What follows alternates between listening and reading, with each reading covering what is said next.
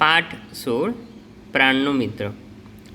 આ પાઠમાંથી એક પ્રશ્ન મોસ્ટ આઈએમપી પૂછાય છે. બલાઈનો પ્રકૃતિ પ્રેમ વર્ણવો. આ પ્રશ્ન જે છે એનો ઉત્તર તમને સમજાવું છું. એ પહેલાં દરેક વિદ્યાર્થી મિત્રોએ આ જે પાઠ જે છે એનું દરેક વિદ્યાર્થીએ વાંચન કરી દેવાનું છે. એના માટે દરેક વિદ્યાર્થી પાસે ચોપડી છે. એ ચોપડીમાંથી દરેક વિદ્યાર્થી પાઠ 16 પ્રાણનો મિત્ર જે આખો જે પાઠ જે છે એનું વાંચન કરી લે. જે જગ્યાએ તમને લાગે એક વાક્યના પ્રશ્ન, 2 વાક્યના પ્રશ્ન, એસાઇનમેન્ટના જે પ્રશ્નો જે છે એના ઉત્તર તમે જ્યારે પાઠનું વાંચન કરશો ત્યારે તમને મળી રહેશે. તો એ દરેક વિદ્યાર્થીએ એની નીચે અંડરલાઇન કરવાની છે, ટીક માર્ક કરવાનું છે. અને પ્રસ્તાવનામાં જે સાહિત્ય જે છે રવીન્દ્રનાથ ટાગોર એની પણ અંદર પણ દરેક વિદ્યાર્થીએ 5 થી 6 પોઈન્ટ દરેક વિદ્યાર્થી મિત્રોએ લખવાના છે.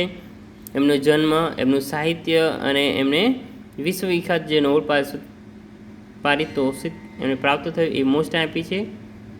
એ દરેક વિદ્યાર્થી આ જે પોઈન્ટ જે છે એ દરેક વિદ્યાર્થી કરી દે. તો દરેક વિદ્યાર્થી આ પાઠ જે છે એનું દરેક વિદ્યાર્થીએ વાંચન કરવાનું છે.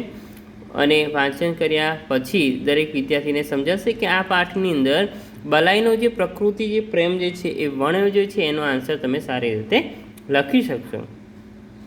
આપણે હવે શરૂ કરીએ છીએ. એ બલાઈ જે છે એનું પ્રકૃતિ પ્રેમ.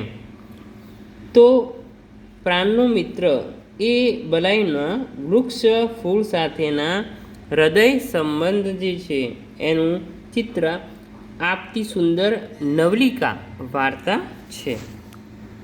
વૃક્ષ પ્રત્યે, પ્રકૃતિ પ્રત્યે બલાઈ સ્વજન જેવી જ લાગણી અનુભવે છે. સ્વજન એટલે કે આપણા મોટા વડીલ જે છે એવી લાગણી બલાઈ જે છે એ અનુભવે છે. બલાઈનું શરીર જાણે વરસાદનો ધ્વનિ સંભળાવે છે. અગાસીમાં સાંજના તડકામાં એ ઉઘાડા શરીરે ફરે છે. જો અહીંયા બલાઈ જે છે એને પ્રકૃતિ પ્રેમ છે કે બલાઈ જે છે જ્યારે વરસાદ જે છે વરસે છે ત્યારે એનું જે વરસાદનો એ આનંદ એ પ્રાપ્ત કરે છે, એની ધ્વનિ જે છે એને સાંભળે છે. અને અગાસીમાં સાંજનો જે તડકો જે છે એ ઉઘાડા શરીરે એ ફરે છે. એ તડકા જે છે એ તડકો પોતાના શરીર પર સ્પર્શ થાય એ માટે એ ઉઘાડા શરીરે ફરે છે. સમસ્ત આકાશમાંથી જાણે કંઈક ભેગું કરી એની સાથે મનથી બેઠા બેઠા વાતો કરે છે. એકવાર ઘરની સામે પહાડના ઢોળાવ પર લીલું ભરાવદાર ઘાસ પથરાયેલું જોયું તો એનું મન પ્રસન્ન થઈ ગયું.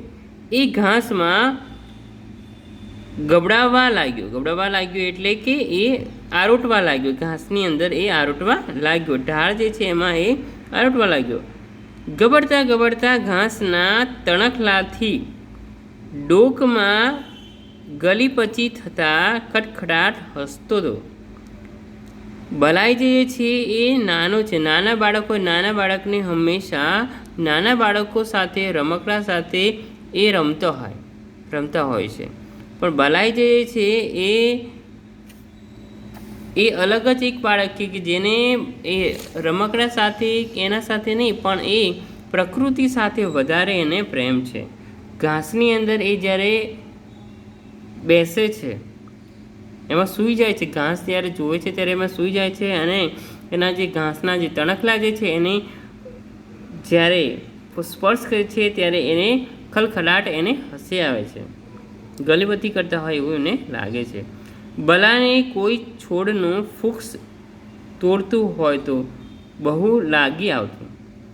બલાઈ જે છે એ નાના છોકરા કોઈ જો વૃક્ષ જે છે ફૂલ જે છે છોડ હોય અને છોડનું જો ફૂલ જે છે એ તોડતું તો બલાઈ જે છે એને ખૂબ જ લાગી આવતું. અને એની ઉંમરના છોકરા ઝાડ પર પથરા જે છે એ ફેંકી અને કાતરા પાડતા તો તે કશું બોલી શકતો નહીં. તે ત્યાંથી મોં ફેરવી ચાલ્યો જતો. મજૂર ઘાસ કાપવા આવતા એ બલાઈનો સૌથી વધુ દુઃખનો દિવસ બની જતો. કેમ કે ઘાસની ભીતર નાનકડી લતાઓ, જાંબલી, પીળા, અનાબી ફૂલો, પક્ષીઓએ ખાધેલી જે લીંબોળીઓના જે ઠળિયા છે એ પડીને ક્યાંક ઉગી નીકળ્યા હોય. આ બધું જ નિષ્ઠુર દાંતરડા વડે કપાઈ જવાનું હતું. એકવાર તેણે કાકીને કહ્યું કે મજૂરોને આ બધું કાપવાની ના કહો.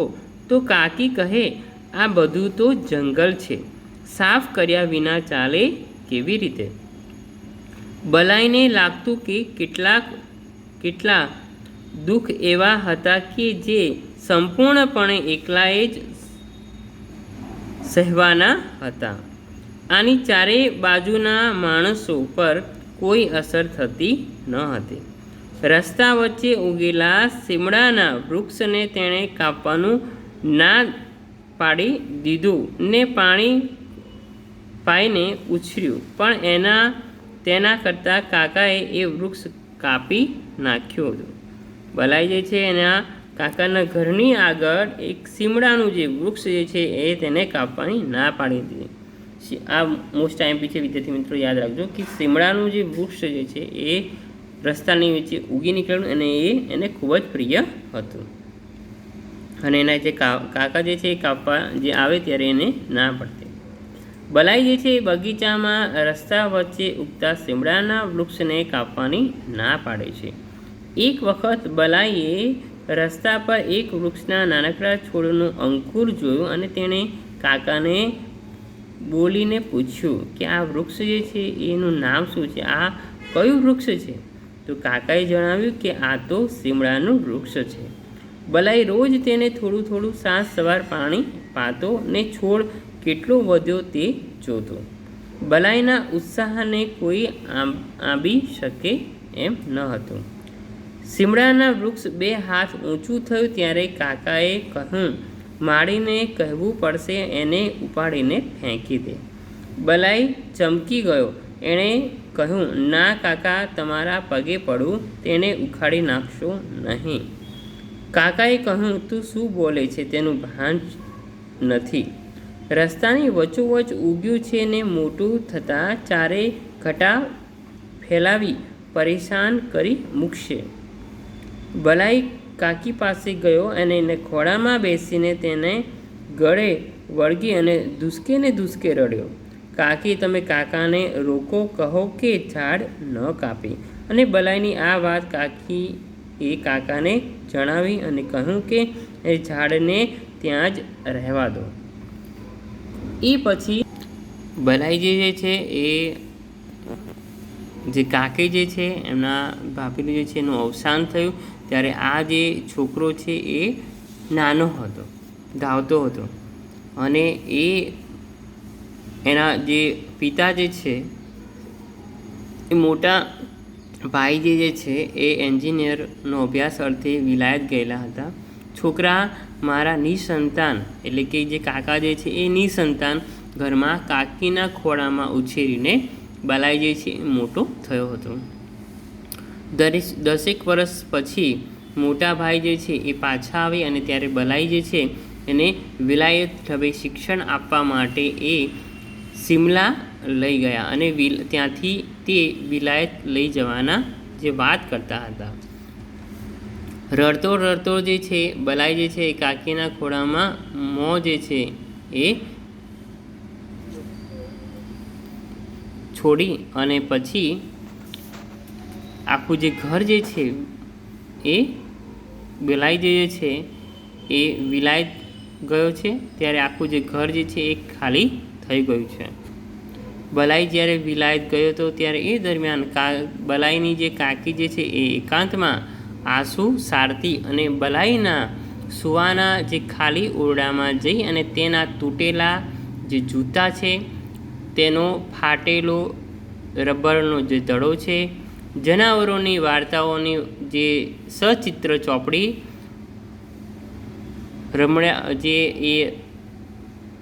રમડતા હતા અને એ બધા જે રમકડા જે છે જે બલાઈ જે રમતો હતો એ છોડીને તેનો જે બલાઈ જે ખૂબ જ હવે મોટો થઈ ગયો છે એનો વિચાર એ બેઠા કરતા હતા. એક દિવસે જે છે એમણે જોયું કે પેલું છે શિમલાનું જે ઝાડ જે છે ખૂબ જ મોટું થઈ ગયું છે અને તેનો હવે આશ્રય જે છે એ આપી શકાય, એ બીજાને કોઈ આશ્રય જે છે એ આપી શકતો ન હતો. એ દિવસે તે કપાવી નાખ્યું. એવામાં શિમલાથી બલાઈ જે છે એ કાકીને પત્ર લખ્યો હતો, કાકી, મારા પેલા શિમળાના વૃક્ષનો એક ફોટોગ્રાફ મને મોકલી આપજો. વિલાઈ જતાં પૂર્વ બલાઈ જે છે એ એકવાર મને એટલે કે કાકીને મળવા એ આવવાની એ વાત કરતો હતો, પણ એ આવવાનો ન હતો. તેથી બલાઈએ પોતાના મિત્રનો ફોટો સાથે લઈ જવા ઈચ્છતો હતો. તેની જે કાકી જે છે એને પોતાના પતિને બોલાવ્યા અને એને કહ્યું કે સાંભળો છો, કોઈ ફોટોગ્રાફરને બોલાવી લાવો. ત્યારે કાકા કહે છે કે શા માટે? તો બલાઈનો જે કાચા અક્ષરે લખેલો પત્ર મને આપ્યો અને એમને વાંચ્યો. બલાઈની જે કાકીની જે 2 દિવસ જે છે બલાઈ જે છે એ પત્ર જે વાંચે છે અને ત્યારે કાકા કહે છે કે એ વૃક્ષ તો કપાઈ ગયું છે. ત્યારે બલાઈની જે કાકી જે છે એ 2 દિવસ અન્નનો દાણો મોંમાં નાખ્યો નહીં અને ઘણા દિવસ સુધી એમણે મારી સાથે એ સૂંઘ્યા પણ નહીં, મારી સાથે રહ્યા નહીં. બલાઈના પિતા એના ખોળામાં લઈ ગયા તે જાણે એની નસ કપાઈ ગઈ હોય તેવું થયું હતું અને એના કાકાએ બલાઈનું એ પ્રિય વૃક્ષ જે છે એ સદાને માટે દૂર કર્યું. તેથી જાણે સમગ્ર જે સંસાર જે છે મિથ્યા બની ગયું હોય અને તેના હૃદયમાં ફરી ઘા થયો. એ વૃક્ષ તેના બલાઈનું પ્રતિરૂપ, તેના પ્રાણનું મિત્ર. આ વાર્તા જે છે એ રવિન્દ્રનાથ ટાગોરની શ્રેષ્ઠ વાર્તાઓમાંથી લેવામાં આવી છે. અહીં જે સમજૂતી જે છે આપણે પૂર્ણ કરીએ છીએ. દરેક વિદ્યાર્થી મિત્રો જે છે એ આ પાઠ જે છે એનું આખા પાઠનું વાંચન કરી દે તો એનો જે ઉત્તર જે છે સવિસ્તાર 1-1 વાક્યના ઉત્તર, નાના 2 વાક્યના ઉત્તર અને જે મોટા જે પ્રશ્નો ઉત્તર જે છે તમે લખી શકશો. બાકી બીજા જે ઉત્તરો જે છે એના માટે PDF ફાઇલ તમને આપેલી છે, તો એની અંદર તમને ઉત્તર મળી રહેશે. આ જે પાઠ જે છે એના સમાનાર્થી, વિરુદ્ધાર્થી શબ્દ અને એસાઇનમેન્ટ દરેક વિદ્યાર્થી લખી દે. અહીંયા આપણે પાઠ 16 જે છે એની સમજૂતી આપણે પૂર્ણ કરીએ છીએ.